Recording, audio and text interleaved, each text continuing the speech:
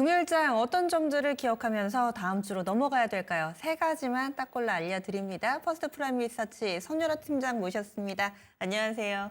안녕하십니까. 예, 시장이 점차 뜨거워지고 있어서 이 딱 세 가지만 고르라고 하면 고민이 되셨을 것 같은데 첫 번째 보겠습니다. 오늘 살펴볼 첫 번째 반도체입니다.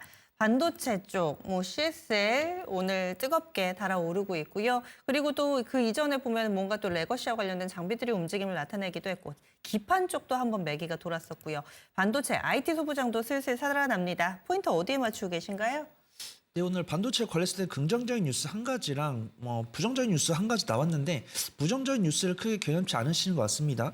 긍정적인 이야기 같은 경우는 앵커님께서 말씀해 주셨어요. 이제 넥스트 HBM 삼아서 CXL로 디램의 시대를 열겠다라고 얘기했고 삼성과 SK가 양산을 진행을 하겠다고 했었는데 HBM과 CXL은 비슷하다고 봐도 보는 분들도 계시고 다르다라고 보시는 분 계세요. 그래서 우리나라가 메모리 반도체 같은 경우는 마이크론도 있지만 워낙 삼성전자랑 SK하이닉스가 독보적인 위치였죠.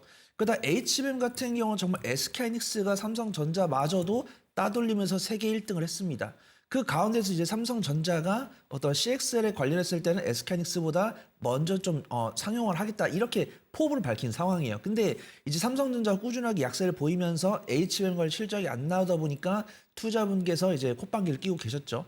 그러다 이제 삼성전자가 HBM3 8단 같은 경우는 엔비디아 콜테스트 통과도 하고 그 다음에 워낙 삼성전자가 오래 쉬다 보니까 기술적 위치 봤을 때는 삼성전자가 저렴해 보인다, 사도 된다라고 말씀하신 전문가분들 많이 계셨지만 수급 변화는 바로 있지 않았어요. 근데 CS2025가 지난 다음에 삼성전자에서 이제 로봇 관련 발언하고 그 다음에 AI 소프트웨어 관련 이야기하고 그 다음에 스타게이트에 이제 코어로 낀다는 뉴스가 나오면서 그때부터 급격하게 삼성전자를 둘러싼 투자분들 투심이 개선이 된 것 같습니다. 그래서 지금 삼성전자가 SK하이닉스를 상대로 이제 CXL 관련해서 자기가 1등으로 가겠다고 했을 때 그 부분 일단 투자분들께서 긍정적으로 보시는 것 같습니다. 그래서 저는 사실 어떤 이 업황에 대해서 좀 긍정적으로 말을 하는 사람이고 주가가 우상 기조를 하는데 외국인과 기관의 매수세를 임해주고 있기 때문에 저는 부정적으로 볼 이유는 없다라고 판단하고 있고요.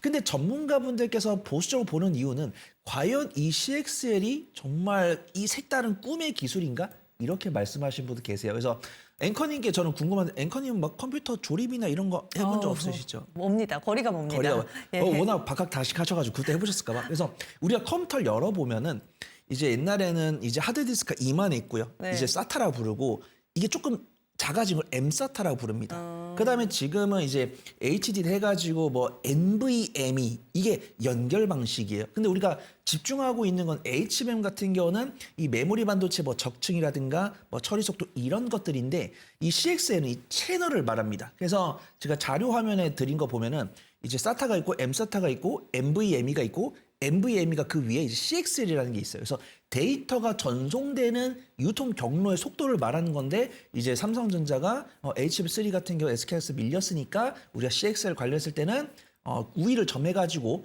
좀 대장자를 되찾겠다 이런 이야기 나왔는데 저는 된다 안 된다는 유리기판이랑 좀 비슷하게 봐요. 뭔가 좀 구체적인 뭔가가 나와야 저는 이제 그때 성장 섹터로 드라이빙을 걸고 그 전까지는 테마로 봅니다. 그래서 제 유리기판 말씀드릴 때도 SK하이닉스가 가장 먼저 이 유리기판을 만들 거다라는 건 알고 있는데 우리가 이거를 매매 관점 보지 않고 드라이빙을 걸기 위해서는 그래서 SK하이닉스가 누구한테 테스터기를 받는데 누구한테 유리기판 소재를 받는데 그래서 지금 이거 쓰겠다고 하는 사람 어디 있어? 그래서 이거 얼마야? 이게 확인이 돼야 그때는 이제 성장 섹터 드라이빙을 거는 거고 그냥 이런 게 이렇게 필요하니까 이게 대체돼야 돼 이런 정도의 아이디어가 있을 때는 아직은 테마로 보는 게 맞다라는 것이죠. 그래서 CXL 같은 경우도 지금 메모리 테스터기나 이런 것들도 유리기판이랑 비슷합니다. 이 관련 종목들이 이 CXL 전용 테스터기를 만들겠다, 이 CXL에 들어가는 소재를 만들겠다 이런 이야기를 했는데 누가 결과물을 내놓은 종목이 없어요. 일단은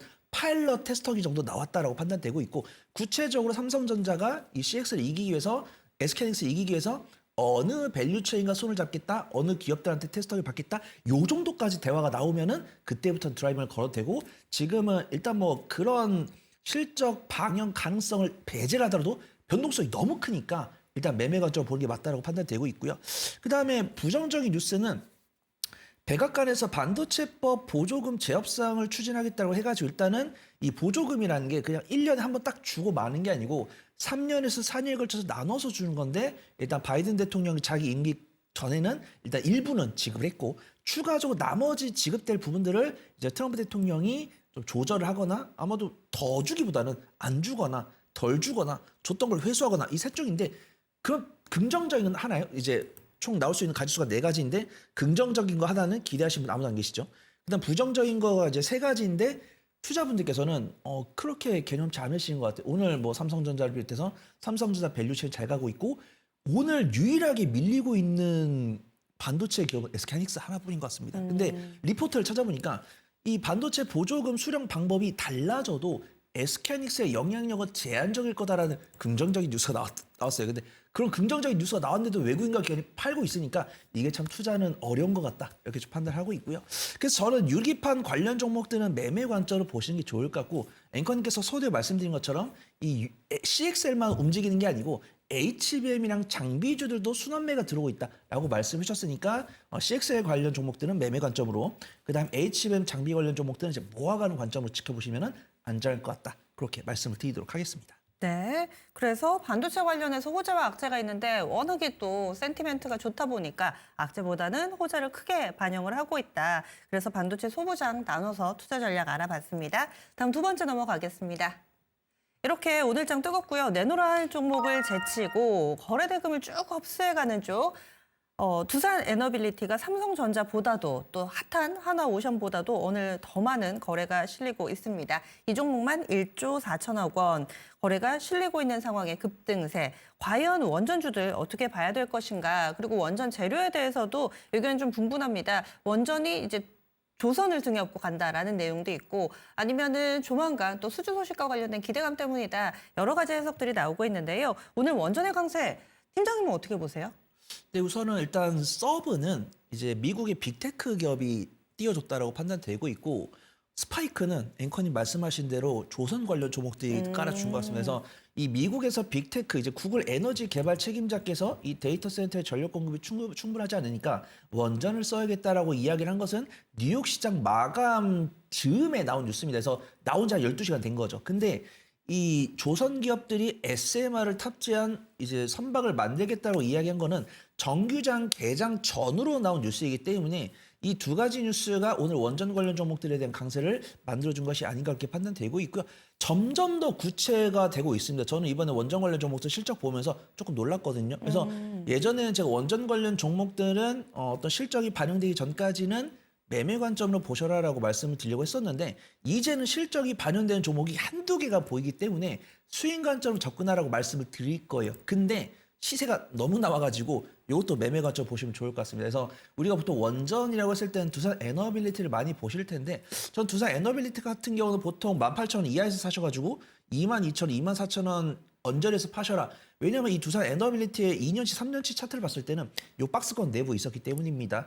근데 지금 두산 에너빌리티가 27,000원 나오고 있고 최고가 기록을 하고 있고 오늘도 외국인과 기관의 쌍끌 순매수가 들어오고 있어가지고 정말 이 외국인과 기관은 어떤 섹터를 찍어서 그 대장만 네. 엄청나게 밀어 올리고 있다 그렇게 판단됩니다. 그래서 뭐 전력섭이 치면 HD현대 일렉트릭, 조선으로 치면 HD현대 중공업이나 하나오션, 그다음에 뭐 다른 이 원전 쪽에서 두산 에너빌리티 사실은 매매적인 관점으로 단기적인 변동성을 선호하고 이걸 감수할 수 있는 분들, 그다음에 추세 추종 전략을 취하시는 분들이나 최고가 돌파하는 종목들을 권할 수 있어요.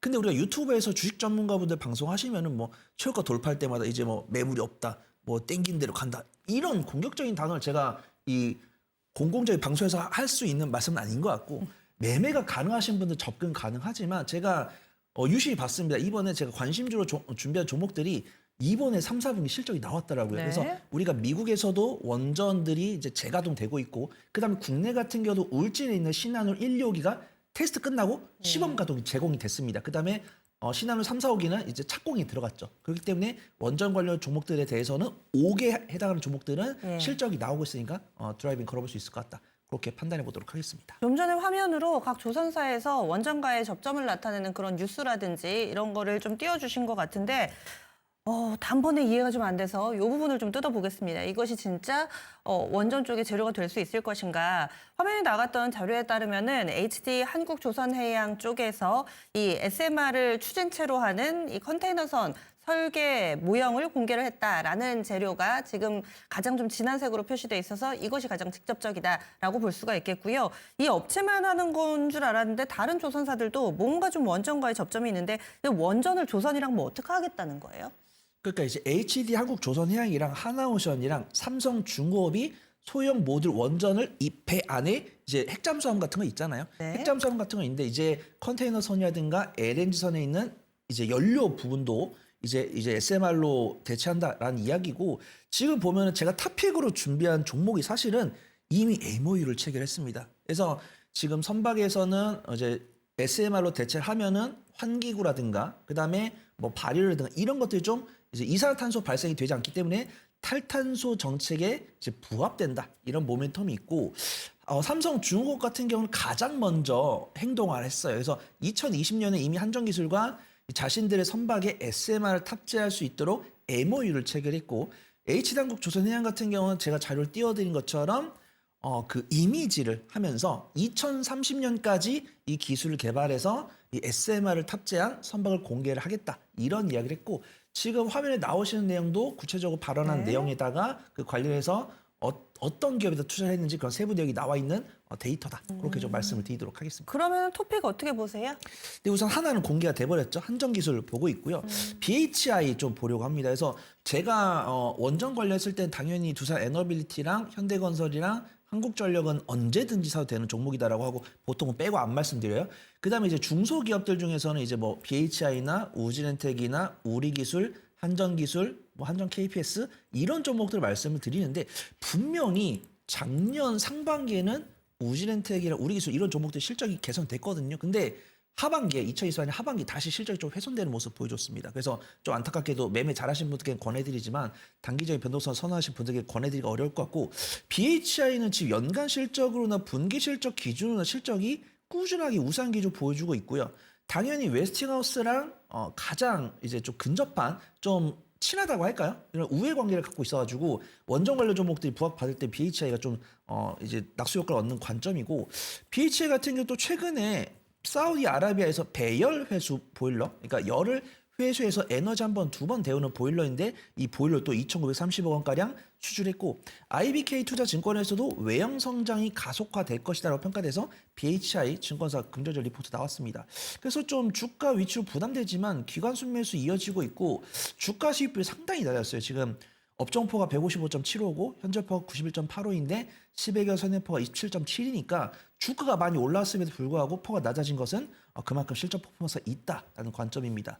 그다음에 나는 BHI가 조금 부담되는데 라고 하신 분 한전기술 보시면 좋을 것 같아요. 한전기술이 제가 이제 중소형 원전 관련 종목들 중에서 실적 퍼포먼스가 가장 있던 종목입니다. 그래서 한국전력이 원전을 운영할 때 그 원전 설계를 한전기술 담당하죠. 그다음에 이번에 실적을 보니까 한전기술 같은 경우 매출과 영업이익이 이제 전 분기 대비해서 약 30%가량 증가를 했고 전년 동기 대비해서도 실적 발표가 나온 상황입니다.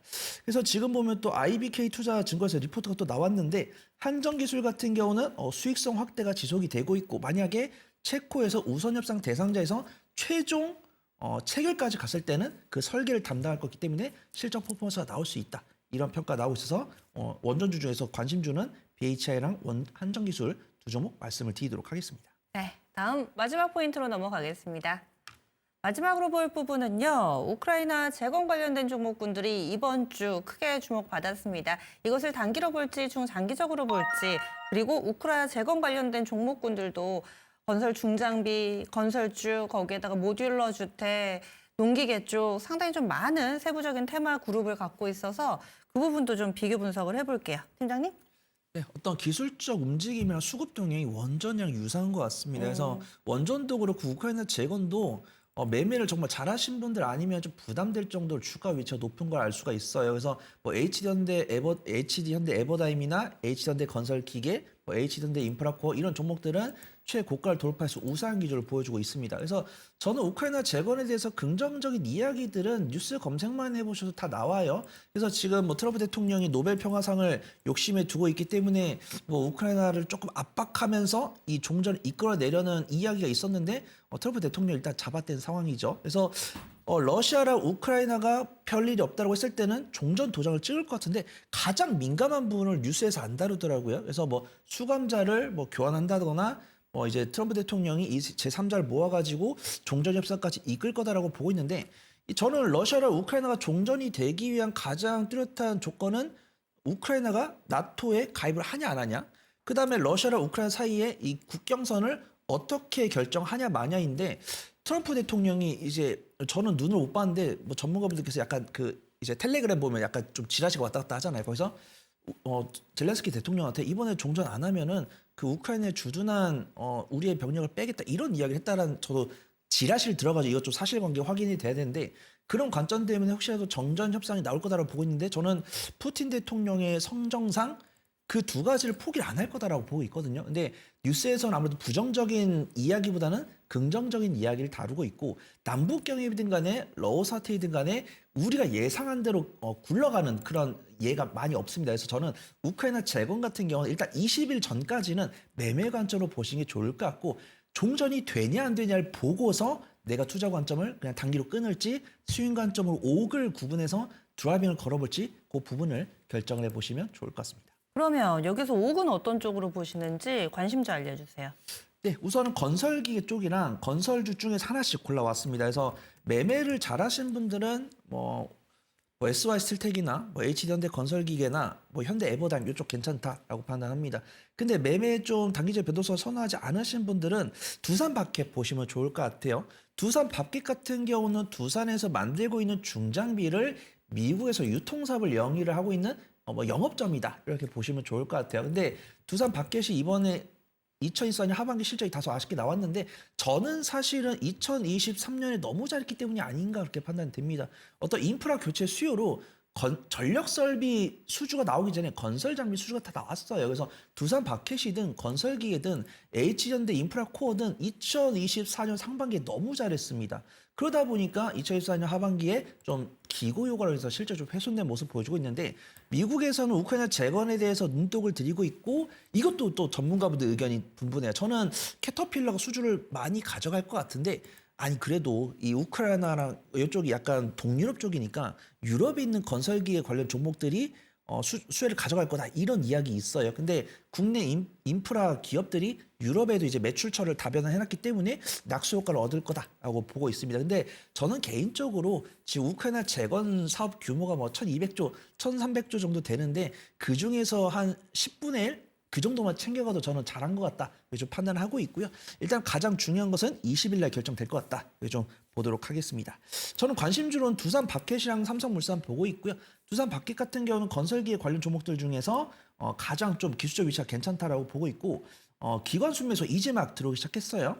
1차 상승 나온 다음에 물량수가 거쳤고 21선에서 반등 나오고 있는데 기관 순매수 이어지고 있기 때문에 건설기계 중에서 이제 막 반등한 종목은 두산 밥켓이 아닐까 그렇게 판단되고 있고 삼성물산 같은 경우는 사실 일단 현대건설 놓치신 분, 그다음에 HDC 현대산업개발이랑 GS건설 놓치신 분, 그 세 종목을 놓치신 분들은 삼성물산 보시면 좋을 것 같습니다.